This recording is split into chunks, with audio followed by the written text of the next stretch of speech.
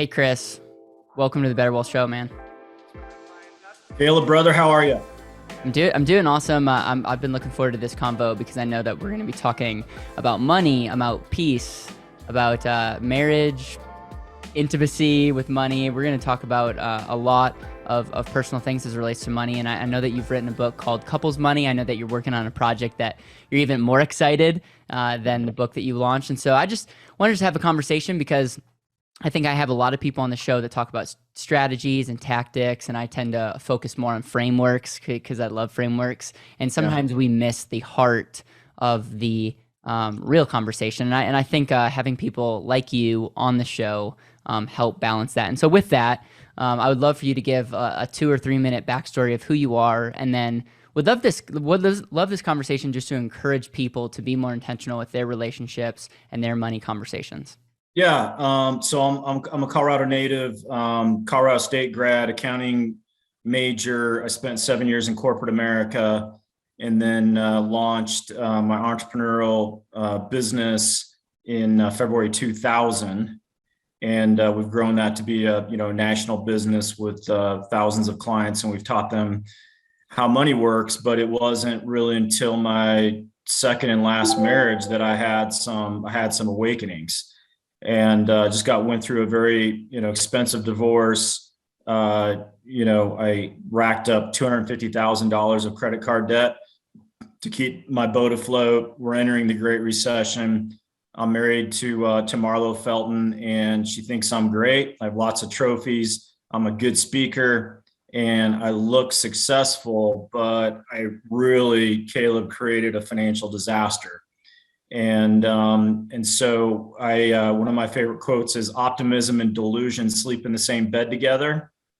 That was me. So no real connection to results, hoping, I call it living on hopium, hoping things are going to get better, but they disintegrated. And through actually listening to my intuition, I ceded control of the finances for our house over to my wife. Best financial decision ever made in my life, because based on results, I didn't know what I was doing. And when she realized what a mess I'd created, she just couldn't believe she married a guy that was literally that dumb. And I'm a CPA and a financial advisor. So the turning point of my life in many instances, I had to pay my ex-wife $5,200 at the first of the month, alimony, child support. Business is not good for lots of reasons. And I basically ran out of avenues to pay her. I couldn't take any more credit card checks. Lines of credit were tapped. So my wife and I had to sell our house, live in a rented house in Highlands Ranch. And I have to come home and ask my wife, who was good with money, who had savings. I had to ask her for the money. Think about this. I had to ask my wife for the money to pay my ex-wife. So how do you think that went? But it was a rough conversation. Well, we call it the purse throwing incident. So my wife first picks up her purse, and a woman's pissed when she throws her purse at you, and then picks it up 3 or 4 times. And I call it volcanic Marlow. It's not fun, but we just got in the heated exchange, the argument of our lives. And then I just said, well, why are we still married? And dead silence. And she went upstairs to ponder that. And I get goosebumps every time I tell the story, man. It was as clear as day. I could see all the dominoes fall. The dominoes fall from my first relationship, my kids, my debt, all this. It was the first time in my life I'm like, I'm the common denominator to all my problems. And it was the first time, Caleb, I took 100% responsibility. And so her and I came together the next day. She said, I still like you. We're not getting divorced. We're not declaring bankruptcy. I'm going to get on planes, trains, and automobiles, find world-class couples that have wealth in every single area of their life, figure out how they think, figure out what they do. She's like, what are you going to do? Yeah. And I said, I'm going to try to figure out why my mind keeps creating broke, why my dad's broke, grandma's broke, grandpa's broke. I'm a CPA and advisor. So I just said, I'm committed. I'm all into changing my belief systems like an Olympic athlete is with their sport. And so for the next, and I've never stopped. I haven't arrived I don't have it all figured out, but man, I dove in head first, up early, journaling, coaching, seminars. I just worked super hard on myself. And basically what Couples Money is about is how we totally transformed our lives in all shapes, but financially it was a jaw-dropping financial transformation. I number one appreciate the authenticity and you sharing your story. I think there's a couple of us that convicts. Number one, how many advisors, CPAs, people in our space do you know that are broke? I know a lot of them. I know I'm victim to telling people to do one thing and not doing that, and so that's convicting. But then also asking your wife to make good on your ex-wife's alimony kind of deal, like that's quite the story. And I just appreciate you opening that up, because regardless if that's like if you can relate or if you can relate to a version of that, I think there's a lot of brokenness around marriage and money, and especially couples as it relates to money. And so obviously I'm hoping my whole audience will support you, will get the book, because I think that they'll gain a ton of value from it. Can we talk about some of the epiphanies as you went on your journey to be like, wow, like I'm looking at these couples that are crushing in all areas, and this is what they're doing. Was there any like common themes that were like, okay, if we want to be successful, it's not just, we can't just have a goal. We have to create a system in our life that is like X, Y, and Z. Yeah, I mean, it was so a ton of it. Outside of me taking responsibility for my thinking and stopping blaming my wife for whatever she brought to it. She brought nothing to it. So it was me, and it wasn't about changing the other, because people spend an inordinate amount of time, wanting to fix the outside world while they insist on remaining the same. Yep. So I had to own that, and I had to commit to her, not be interested, but committed. So I asked people, are you interested? Are you committed? And I was committed, and I was all in to changing me, and she could do whatever she wanted to do. But what we did is we met the next day, Caleb, and we set a unifying goal.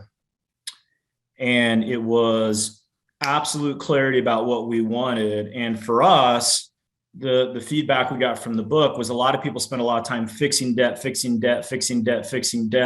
As you know, brother, what you focus on expands, what you focus on continues to grow. My focus on debt was creating more debt. So it wasn't about being an ostrich to the debt, but for the coaching I got, I said, hey, why don't you focus on creating wealth? And so we knew that there's a Brian Tracy quote says, if you can't save money, the seeds of greatness aren't in you yet. And can you say that again? If you can't save money, the seeds of greatness aren't in you yet.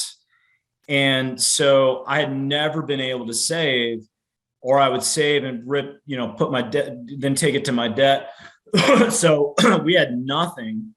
We had $250,000 unsecured debt. Thank God she maneuvered that and got that to low interest, 0% stuff. My credit score was still okay, but we got psycho in a good way on. She's like, we got to get $100,000 saved. And eventually we need to become 7-figure, cash millionaires. But we got to save $100,000. But what we did differently this time, Caleb, was my left brain CPA was always strategies and tactics and all that. We spent an hour talking about why we cared about it. Yeah. We developed a significant, I still do it to this day, a significant list of compelling emotional reasons. Goal setting is emotional. It's not logical. Everybody wants to go to logic. So it was about us never fighting again. I hadn't seen my kids, little babies. They live in Atlanta. I hadn't seen them for 9 months. And this has all been massively, unbelievably successful, how it's all turned out with my ex and them. And that's another show for another time. We can talk about forgiveness on a whole other show, because people don't understand that. But it was really about the why. And then because $100,000 seemed like Mount Everest, and this is liquid stuff, this is non-retirement, we have access to it. We really got focused on the first 10,000, because if we could get the first 10,000 saved, then we're creating habits. And so that required also, Caleb, that we had to have healthy respect for money, I had to quit losing the money game $5 and $10 at a time. Yeah. And so I quit eating out. We quit eating out. We quit all this stuff that we thought was, good for us, but it was bringing no value to our lives. Right. And then the system was, we met once a week, still do it once a week. What's our unifying goal? What's our number one goal? Are we closer?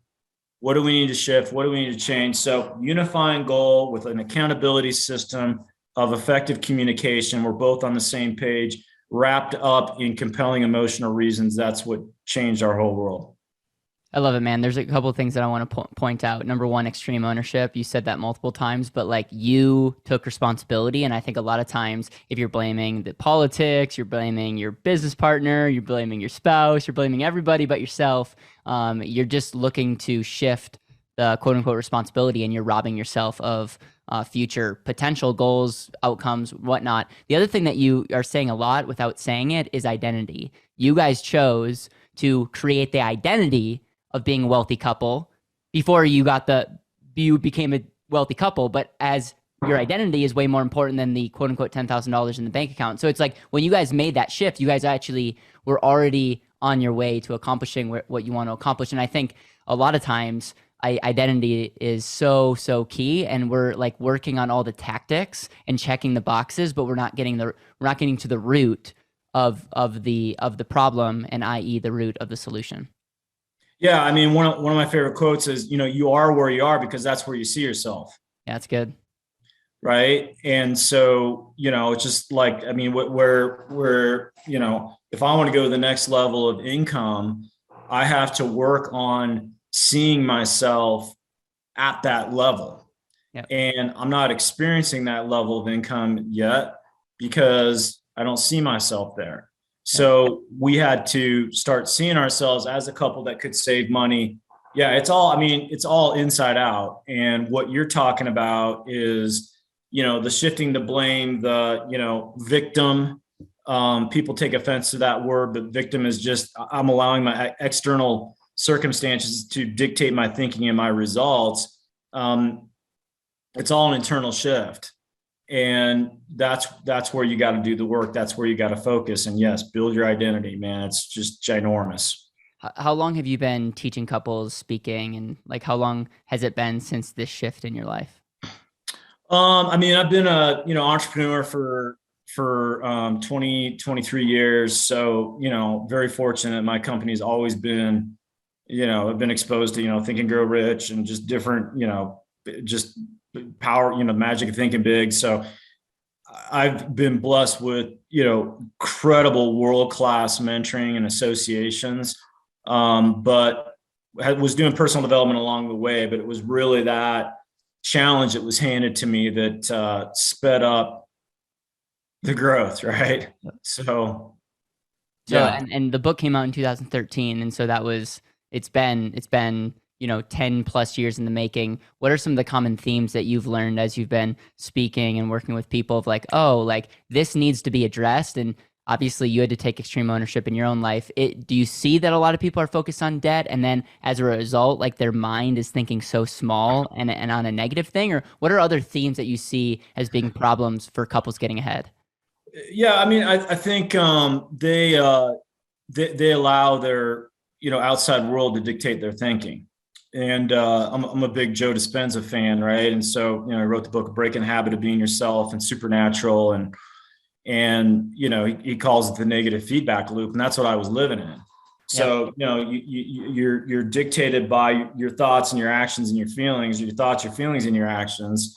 So if you're staring at your debt and hating your debt and beating yourself up over your debt or feeling guilt, that's what I was doing.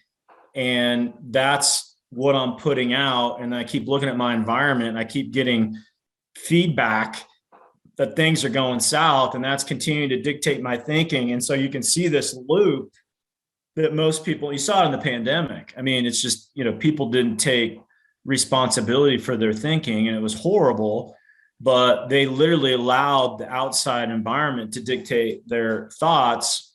Yeah. Where, our team, I was like, okay, this is an opportunity to go help a ton of people.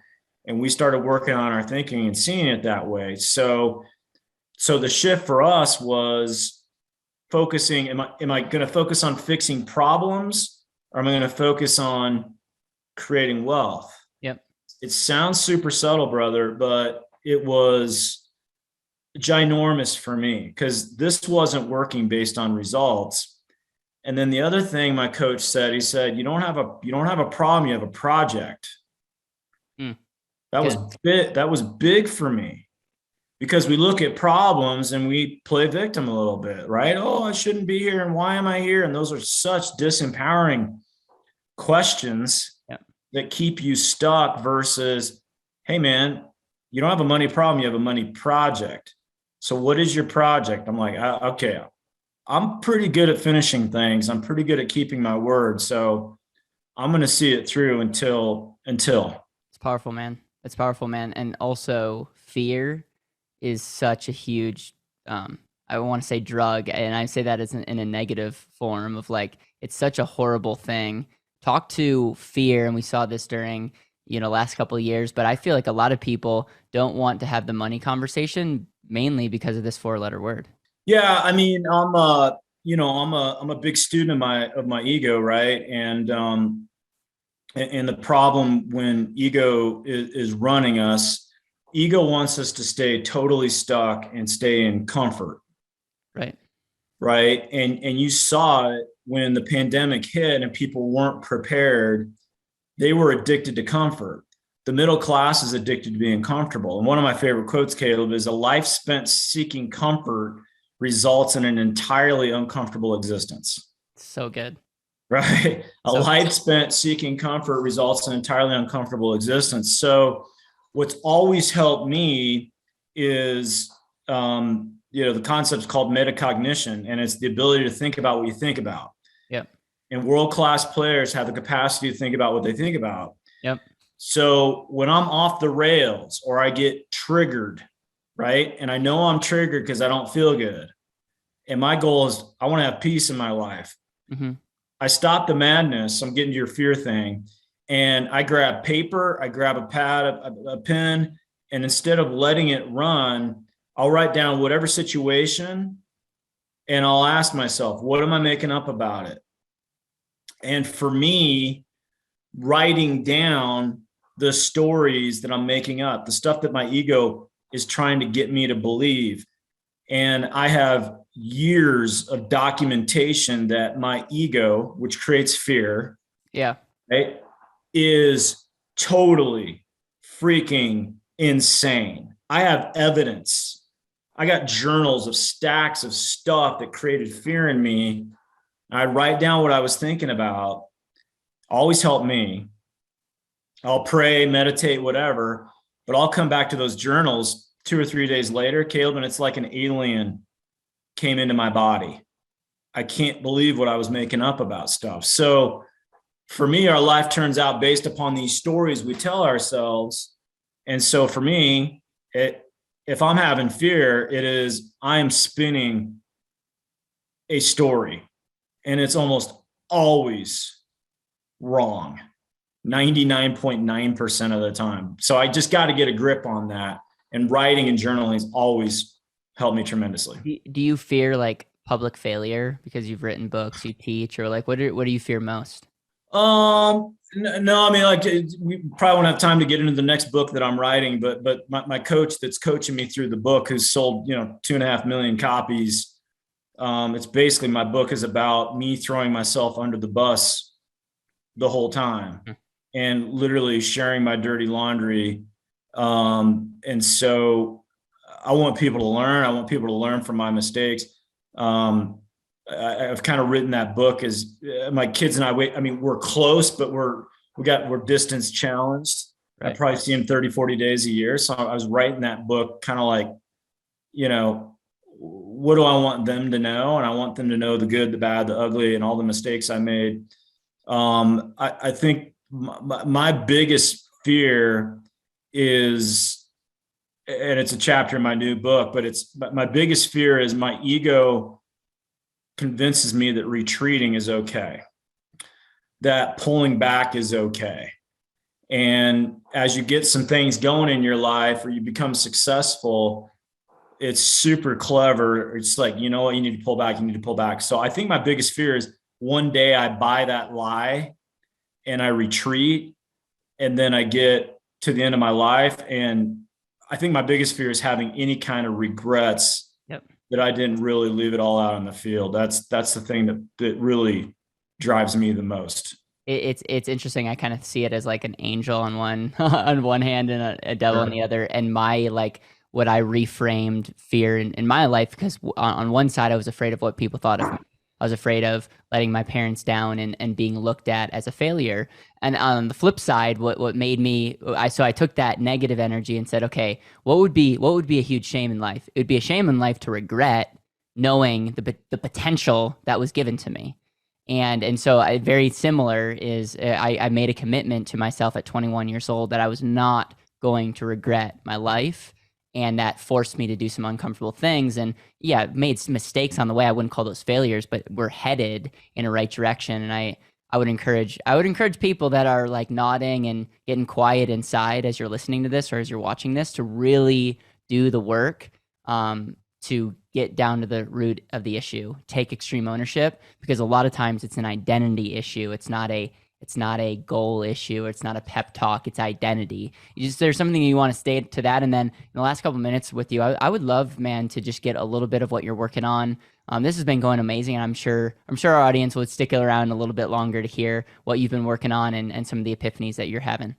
Yeah, I mean, I think, so if it's money, your identity, and once again, what empowered me is, you can call them limiting beliefs or whatever. I think it was Lisa Nichols said, it's not a limiting belief, it's a lie you tell yourself. And so for me, I wrote down the word money, got a green money journal. I wrote down the word money, and I spent an hour and a half or 2 hours, can't remember, but it was just, what am I making up about that word? So you're talking about, identity. Your identity is shaped with, stories. And for me, it wasn't necessarily fixing myself, because one of my favorite quotes, another one is, we're a miracle and a mess at the same time.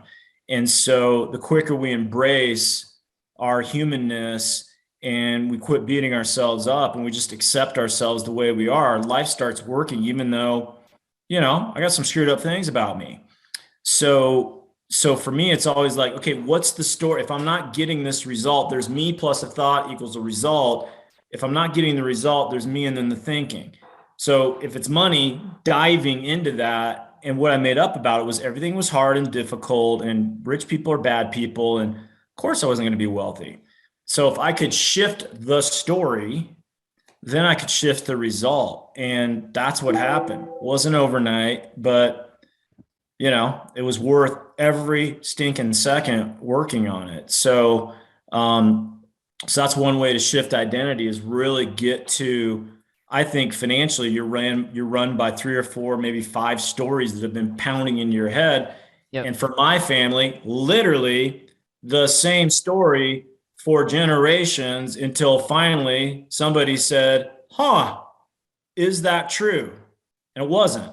So I challenged it, and it wasn't serving me. And I was staring at divorce number 2 and a miserable life if I didn't change the story. But changing the story is powerful. Yeah. I mean, so what I'm working on, I turned 50 in August. And it was really the first time I realized, Caleb, that I wasn't going to get out of this thing alive. I don't know why I didn't think before, but I'm like, I'm not going to be here forever.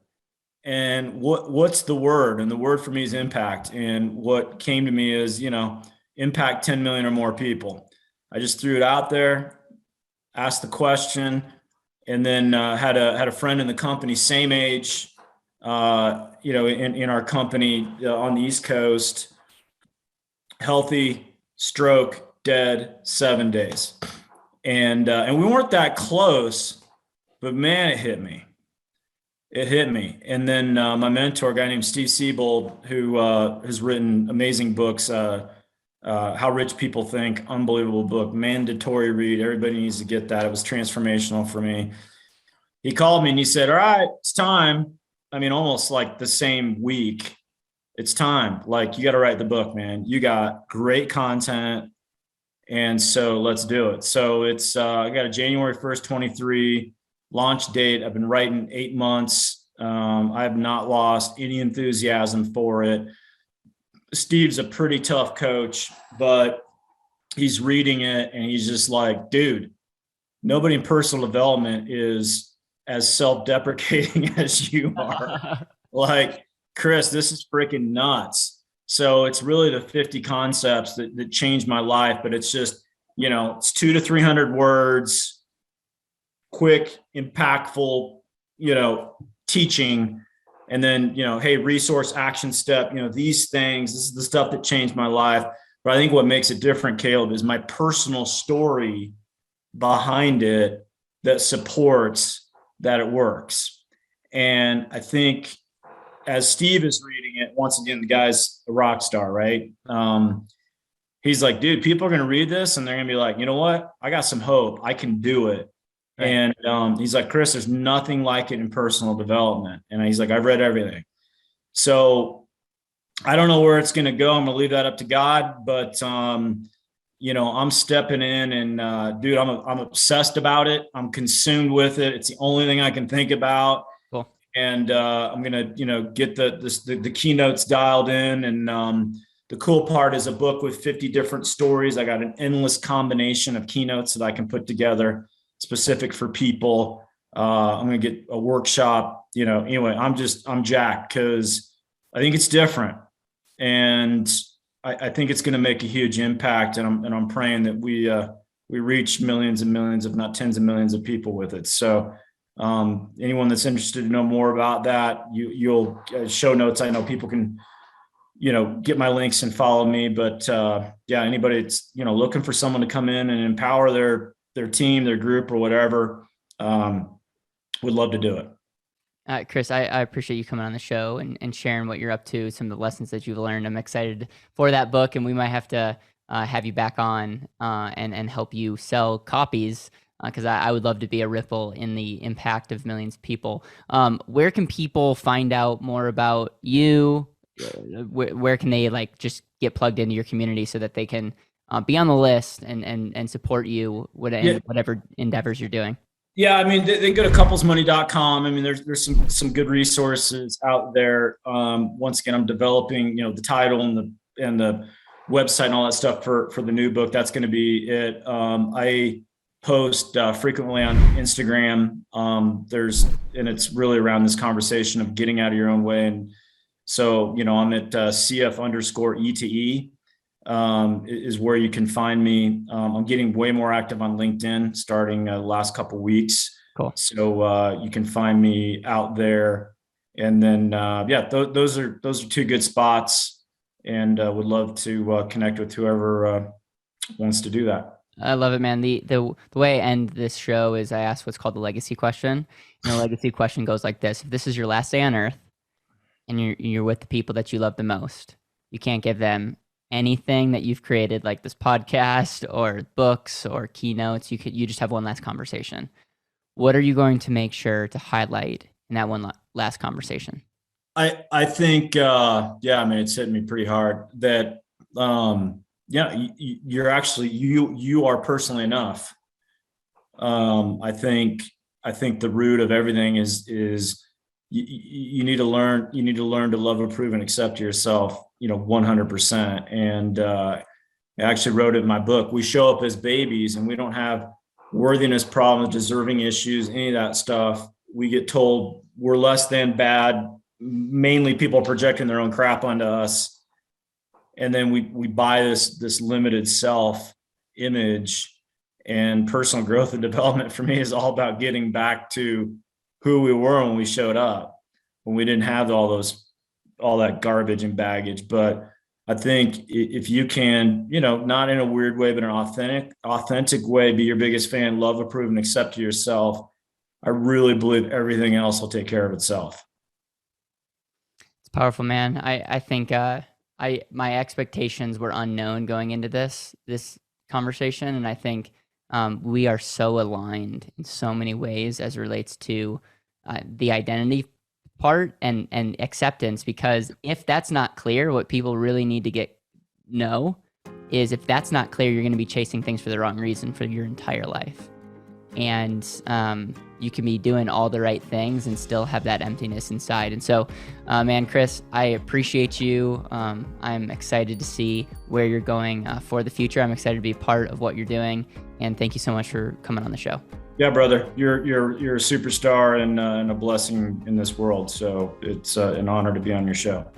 Hey, I want to thank you for watching till the end. If you enjoy our content, please like, share, subscribe. It helps other people find our channel, and we really, really appreciate it. I also want to let you know that we have this thing called the BetterWealth Efficiency Quiz, and our goal is to give you a wealth efficiency score in less than 3 minutes, and really highlight and get you to start thinking about the potential inefficiencies that you have in your life. So if you haven't taken the quiz, go check out, it'll be the link below. Check that link out, take the quiz, and then let us know your score.